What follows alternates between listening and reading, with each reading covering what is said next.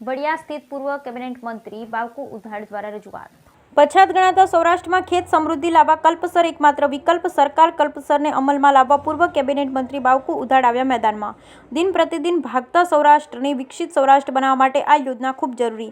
સૌરાષ્ટ્રનું યુવાધન દેશ માટે શહેરો અને વિદેશનો રોજગારીના અભાવે સ્થળાંતરિત થઈ રહ્યું છે, તેને અટકાવવું જરૂરી। ભાવનગરથી કચ્છ સુધીના દરિયાઈ વિસ્તારમાં મુખ્ય કેનાલનું નિર્માણ કરી શકાય, જળ પરિવહનથી ઉદ્યોગ પણ વિકસિત થઈ શકે, સમય અને નાણાંનો બચાવ થઈ શકે છે। સૌરાષ્ટ્રના ભાવનગર, ઘોઘાથી સુરત, મુંબઈનું અંતર પણ ઘટતા આર્થિક ફાયદો થઈ શકે। પેટા કેનાલોથી સમગ્ર સૌરાષ્ટ્રના ગામડે ગામડે સિંચાઈ યોજના આપી શકાય। સૌની યોજના પણ કલ્પસરનો ભાગ બનાવી મોટું કેનાલ નેટવર્ક બનાવી શકાય। વડાપ્રધાન નરેન્દ્ર મોદી, કેન્દ્રીય જળશક્તિ મંત્રી પાટીલ, મુખ્યમંત્રી ભૂપેન્દ્ર પટેલને લખ્યો પત્ર। Bureau report, Raju Kariya, Vadia. Ready sir.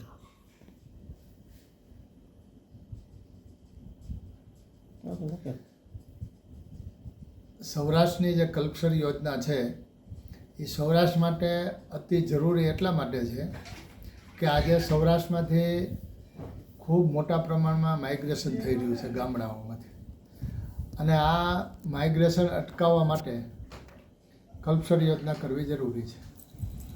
દેશના વડાપ્રધાન, મુખ્યમંત્રી રાજ્યના અને દેશના સિંચાઈ મંત્રી એમને મેં રજૂઆત કરી છે કે ખાસ કરીને સૌરાષ્ટ્રનું સ્થળાંતર અટકાવવા માટે અને આવનારી પેઢી અને ભવિષ્ય માટે, ખેતી માટે કલ્પસર યોજના કરવી ખૂબ જરૂરી છે। કારણ કે સમગ્ર વિશ્વનું મોટું તળાવ મીઠા પાણીનું આ બને એમ છે। નર્મદા કરતાં ડબલ કેપેસિટીનું આ તળાવ બને એમ છે। મધ્ય અને દક્ષિણ ગુજરાત અને દક્ષિણ ભારત સાથેનો સૌરાષ્ટ્રનો જે અંતર છે એ આ 29 કિલોમીટરનો બંધ બાંધવાથી એ પૂર્ણ થઈ શકે એમ છે। એટલે લોકોનો ખૂબ સમય બચે એમ છે।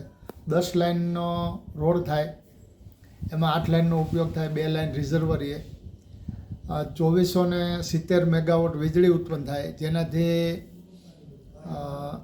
પર્યાવરણને પણ ફાયદો થાય, કારણ કે આ વીજળી સોલાર અને વિન્ડ ઉપર આધારિત છે। અને સમગ્ર સૌરાષ્ટ્રની ખેતીને 12 માસી પાણી મળે।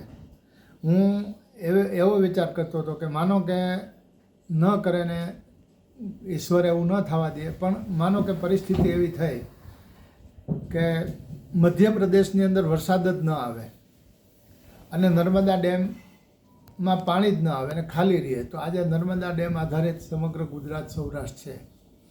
ત્યારે આ કલ્પસર યોજના હોય